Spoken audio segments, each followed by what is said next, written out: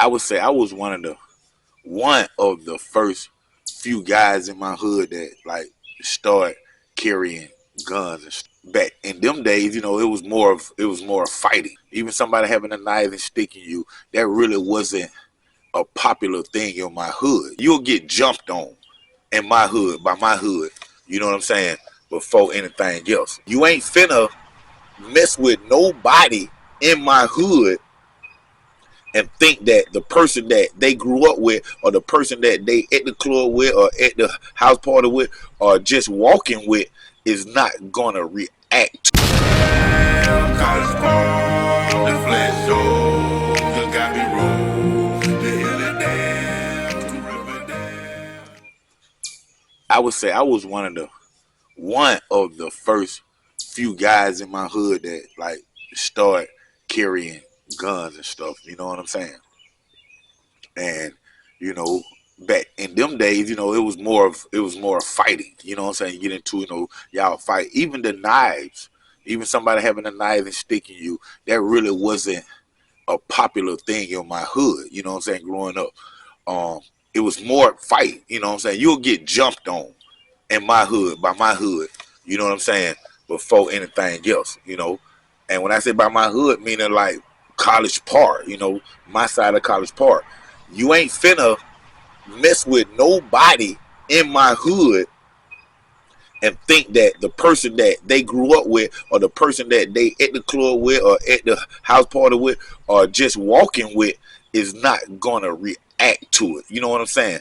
And 9 times out of 10 there were no fair fights. You know what I'm saying? You got your 1% out of that. You know what I'm saying? That was a one-on-one fight. But most of the time, man, my friends that I grew up with from College Park Project, they're not finna sit by and let somebody, fight and beat one of their friends up. Now, if it's hood on hood, meaning like if it's within the hood, we'll sit back and we'll let them fight it out.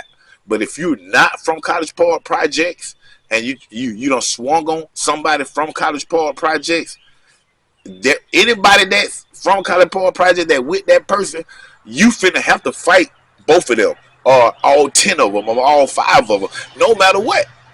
That's just how we rock, man. We went into let our partner get hurt, and we wasn't into letting our partner get beat and humiliated right there while we stood and look. You know what I'm saying? And I think that had a lot to do with all of our parents growing up in College Park. You know what I'm saying? Because that's what our parents and our grandparents instilled in us. You know what I'm saying? Y'all remember how it go?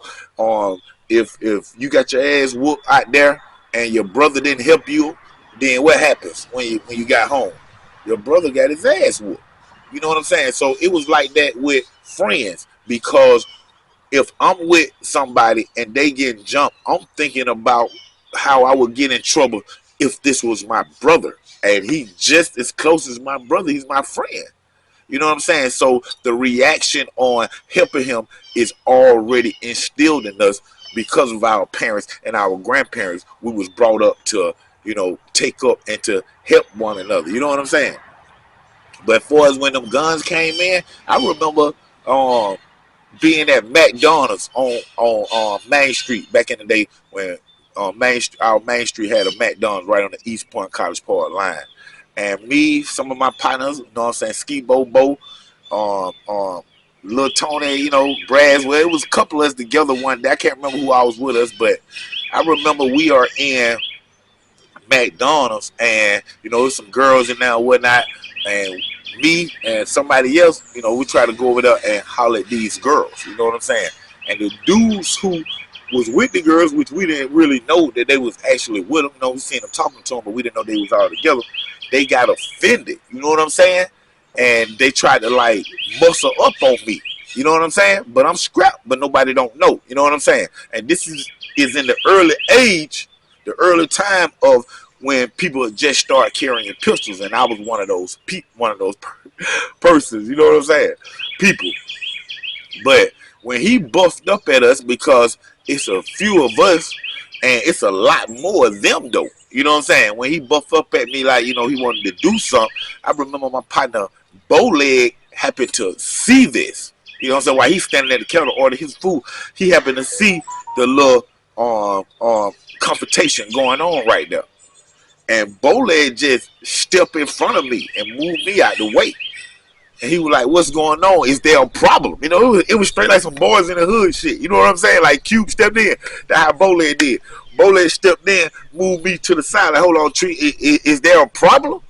But the thing is, when he moved me out the way, I was already fumbling with the gun, like on my side, trying to keep it, like, you know, between my skin and my pants. You know, I had a belt on. So when he moved me out the way, says, is there a problem? My gun fell. You know what I'm saying? Off my side, my gun fell. I had a 9mm. My gun fell in the middle of the floor at McDonald's.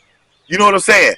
And when the other crew seen it, the reaction that I got back then, you wouldn't even believe it today, man. You know what I'm saying? Because time that gun fell, boom, hit the floor at McDonald's, and they seen it, they like, oh shit, man, he got a gun. He got a gun, y'all. Hold on, man, he got a gun. And everything just went quiet. You know what I'm saying? Bo looked back, see me drop the gun, I picked it up, put it back on my side. But everybody damn near in a McDonald's seen this as well as the guys who we beefing with. But once they seen the gun, man, their attitude changed to the point where they didn't want no beef, man. They went straight blank. They were scared. You know what I'm saying? And the talk about that situation is, see, at this time, nobody really wasn't carrying guns. So for me to drop that gun in broad daylight in front of everybody, man, it shocked everybody in there. Until my even just regular customer, like, you just hit a gasp of the breath of everybody in there because they wasn't used to that. You know what I'm saying? They wasn't used to the gun-toting dudes back then because they haven't really started happening in my hood yet. You know what I'm saying? And along with the robbery, so you think about it now. You think about it. So me carrying a gun, and me robbing. So like my first robbery, okay, I just robbed him. Everybody know I just robbed him for $600 or whatever it was back in the early days. I was frowned upon for that. Me and my homies that did the robbing, they was like, man, hold on, man. That's man, Treese be robbing, man. We don't want him around. We can't trust him. You know what I'm saying, man? He carried them guns and stuff, man. They be playing with them guns and stuff and things of that nature, man. That's how it was looked at. You know what I'm saying? I know. I see you get. That's how it was looked at, bro. You know what I'm saying? You was frowned upon if you was a person that robbed people. It was frowned upon if you was a guy that was a pistol play guy, a guy that carried guns. People didn't want you around them. They felt that you was dangerous. You know what I'm saying? But fast forward 30 years, everybody got a gun. And if you don't got no gun, you are lame now, man. You are lame, you are slipping, and that's not what's happening. You know what I'm saying? Everybody is strapped right now, 2025, man. And the thing is about it is, it ain't even frowned upon now. You know what I'm saying? Like how people feel right now these days, especially the street homies, that like they got to go get it. Any means necessary. You know what I'm saying? So if they got to go rob you to get ahead, that's no sweat off them, man. Because that's what everybody's doing right now. They feel that if they don't go and snatch this from you, then they gonna be continue their life struggling or whatever. But they feel that if they pull out this pistol right now and take these 2.5 ounces from you or the 25,000, they feel that they will be better off. They will be, you know, above water. You know what I'm saying? People don't like, you know how people say, man, sure, I'm okay, man, just long as I got my head above water. See, that was a 30-year ago saying, y'all. People don't like to live only with their head above water now. People like to get out the water. They don't even want to be in the water. Only time they want to touch the water, they want to get their feet wet. Y'all heard that before? That said, get your feet wet. But you control that because you step in the water with your feet, and you determines on how wet your feet gets. You know what I'm saying? But right now, that is the thing. Like I said, that is the thing. If you ain't taking that, if you ain't robbing nobody, out there in the streets, getting your hustle on and making it happen, man, you ain't in the in crowd. And on top of it, if you out there in the streets, you gotta have a scrap. You know what I'm saying? Not because somebody gonna come rob you, not because you want to hurt somebody, but it's the end thing right now, man. You know what I'm saying? Everybody and their mama got a scrap. And if you don't got no scrap, you ain't in the category of what's happening right now. But shit, 30 years ago, you had a scrap. You know what I'm saying? Or you robbed somebody? Man, them folk do not like you. You know what I'm saying? And they didn't, like I say, they didn't want you around. They couldn't trust you. But you fast forward to 2025, homies on the block that's doing big things, the people that's around them is all type of crazy motherfucker, man. It's all type of crazy people with all sort of weird and crazy backgrounds. But you overlook that right now because that's what's happening. You know what I'm saying? To be crazy is a thing.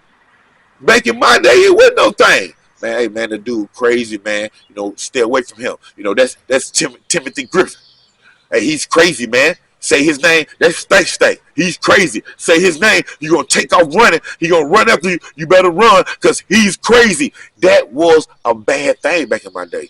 But now, that's cool. That was happening. Boy, hey, they know that with me. I'm crazy. Hey, man, don't ever do, boy. Hey, listen, boy. Hey, you need him on your team. That right there. Why? Why, because he's crazy. It ain't nothing new that's up under the sun. Y'all heard that saying right there too, man. Because things switch white. You know what I'm saying? All the time when it comes to culture, when it comes to society, when it comes to community. You know what I'm saying? It's going to be this way for a certain point in time, and then it's going to switch, and it's going to be this way. You know what I'm saying? And when it switch the opposite way, is it acceptable? You know what I'm saying? If you told pistols back in them days and rob it wasn't acceptable. You know what I'm saying? But now it is. You know, and that just shows you how people think and how the community think, man. Now I understand, you know, you having a scrap because you're trying to protect yourself from the crime type stuff.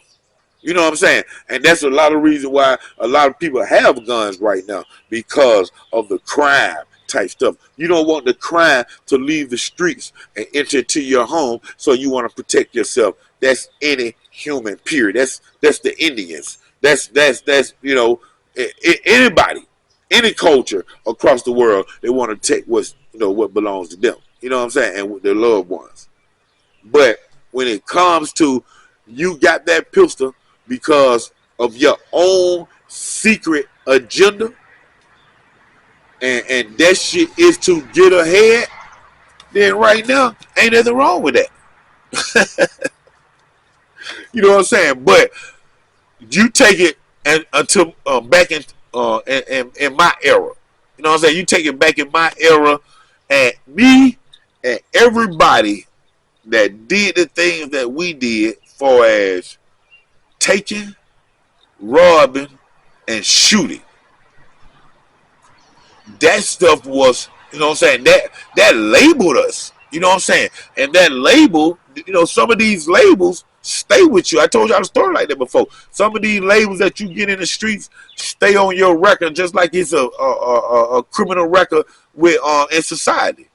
It stays on your street record. And I don't know if people believe in that, but if you from the streets, you gonna get a label from the streets. You know what I'm saying? You're either gonna be a hustler, it's either gonna be a robber. Those are the labels when it comes to like the money making thing. You know what I'm saying? Just like you're either gonna be a dude who stand on all 10 toes, or you're gonna be a snitch. These are labels that you get in the hood, and some of these labels, like I say, don't leave you. You know what I'm saying? And if you was a robber, a shooter, a pistol, a person that told that iron all the time back in these days, and you got that label, then that label gonna be still with you right now today, and you work at Walmart. You know what I'm saying? But I bet you when somebody come in now and you greet them, and it was somebody from back in your day, and he say, "Hey man, how you doing? How you doing, man? You been all right? You been all right?" And then he walk off. Whoever he walking with, he gonna say the same thing. Yeah, boy.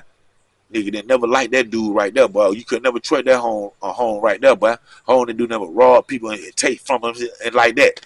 You see what I'm saying? You still gonna have that label.